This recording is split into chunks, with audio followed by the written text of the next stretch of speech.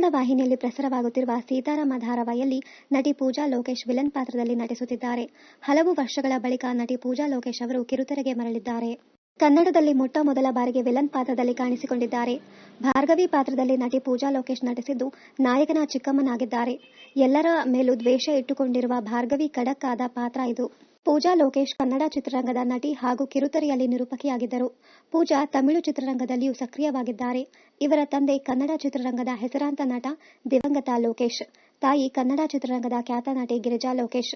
ಸೃಜನ್ ಲೋಕೇಶ್ ಸಹೋದರಿ ಪೂಜಾ.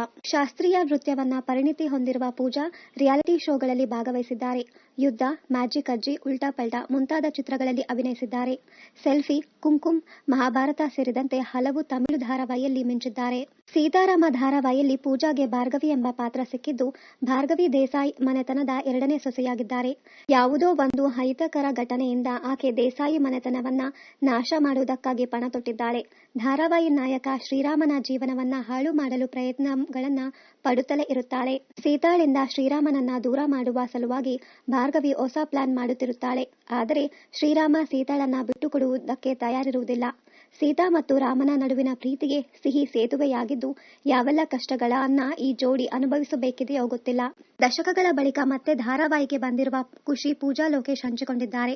ಪೂಜಾ ಯೂಟ್ಯೂಬ್ ಚಾನೆಲ್ನಲ್ಲಿ ತಮ್ಮ ತಾಯಿ ಹಾಗೂ ಅತ್ತಿಗೆಯೊಂದಿಗೆ ಆಗಾಗ ಫನ್ನಿ ವಿಡಿಯೋಗಳನ್ನ ಮಾಡುತ್ತಾ ಜನರಿಗೆ ರಂಜಿಸುತ್ತಿರುತ್ತಾರೆ.